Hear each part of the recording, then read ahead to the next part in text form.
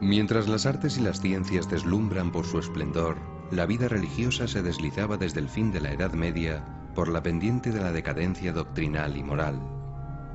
La autoridad del Papa había quedado debilitada por su traslado de Roma a Aviñón, en el sur de Francia, y por el posterior cisma de Occidente.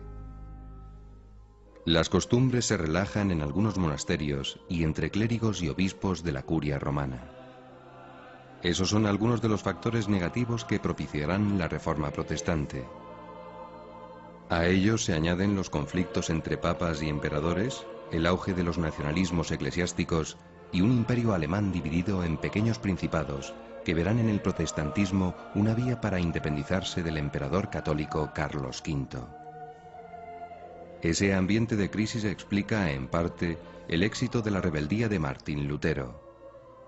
Este fraile agustino alemán comenzó, como muchos antes que él, tratando de reformar la Iglesia, pero terminó separándose de ella y arrastrando al cisma a gran parte de Europa.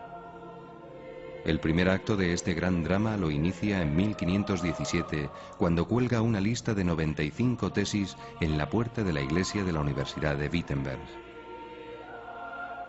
El pretexto era protestar contra las indulgencias, es decir, la conmutación de penas del purgatorio a cambio de limosnas. Pero Lutero va más lejos y niega otras verdades como la misma existencia del purgatorio y el poder concedido por Jesucristo a la Iglesia de perdonar los pecados. El Papa pide a Lutero que vaya a Roma a explicarse, pero él se niega. El Santo Padre y los agustinos tratan en vano de persuadirle. 3 años después de las 95 tesis, se le abre proceso en Roma. Examinadas sus doctrinas, en 1520, el Papa le invita a retractarse de 41 de sus proposiciones. En lugar de ceder, Lutero incita a la nobleza alemana a asumir su reforma política y religiosa y convoca un concilio alemán al que invita a los laicos. Por fin el Papa condena formalmente la tesis del fraile agustino, que le desafía quemando en público el decreto papal y redactando un panfleto agresivo en el que llama anticristo al Papa. En 1521 el sumo pontífice promulga la excomunión de Lutero, pena máxima consistente en su exclusión de la comunión eclesial y la privación de los sacramentos. Así concluye el segundo acto del drama, que tendrá más tarde episodios sangrientos. En el fondo de la arrogante actitud de Lutero subyace su angustia frente a la muerte y la salvación de su alma. Sus tentaciones contra la castidad y la obediencia le hacen sentirse en pecado habitual.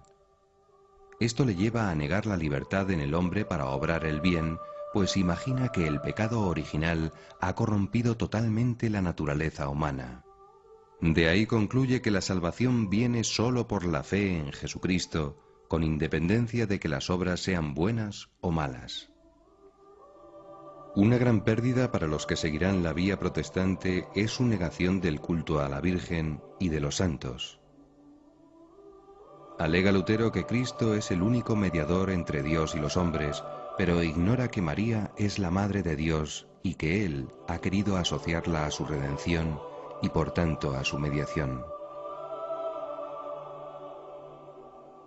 Otro de sus errores es reducir la revelación divina a la Sagrada Escritura. Niega el valor de la tradición y del magisterio de la Iglesia. Además, la Biblia debe interpretarse, según Lutero, como le parezca bien a cada uno.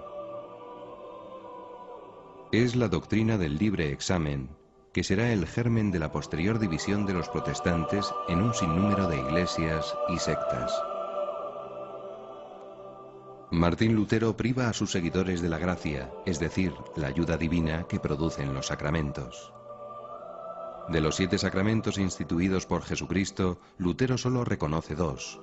El bautismo, que según él solo disimula el pecado original, y la Eucaristía, que él reduce a un simple memorial de la Cena del Señor. No entiende que la misa es la renovación incruenta del sacrificio de Jesús en la cruz.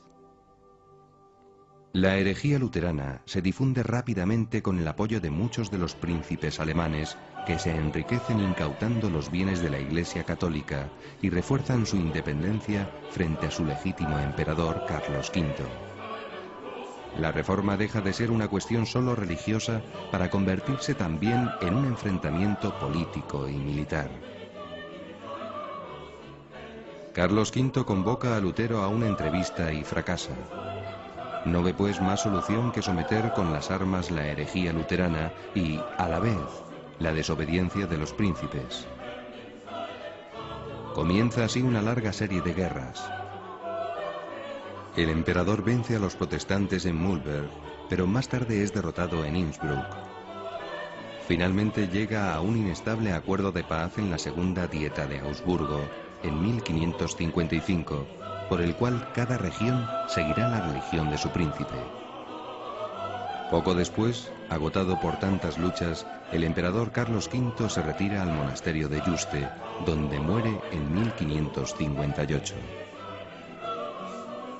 Las guerras de religión seguirían asolando Europa hasta la paz de Westfalia en 1648.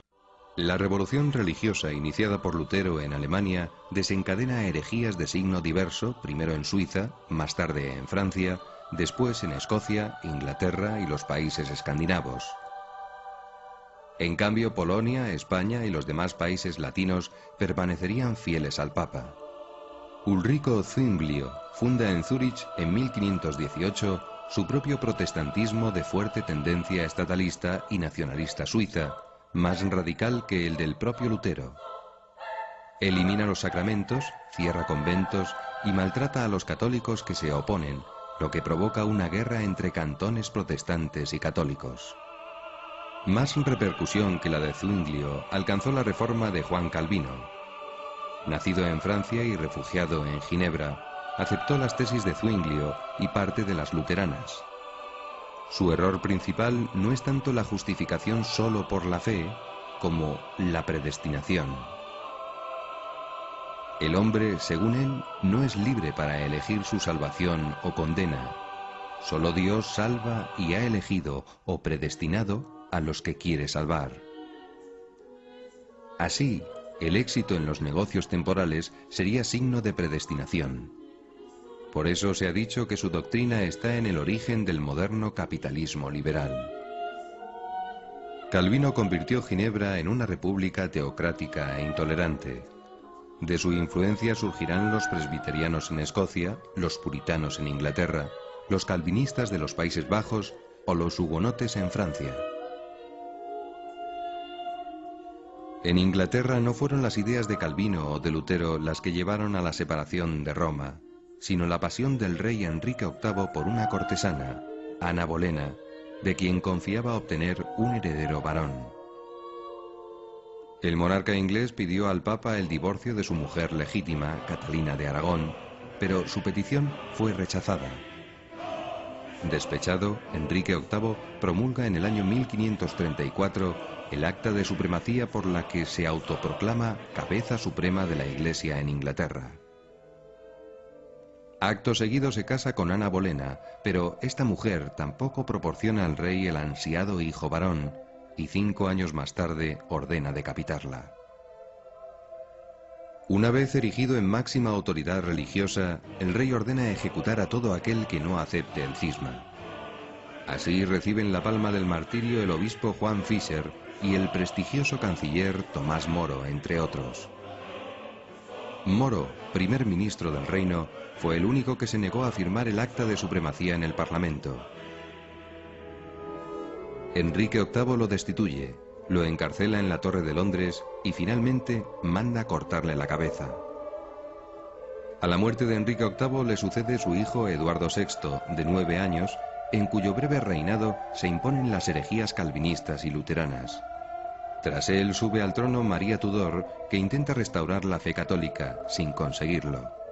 Su muerte da paso al largo reinado de Isabel I, quien en 1559 establece oficialmente el anglicanismo como la nueva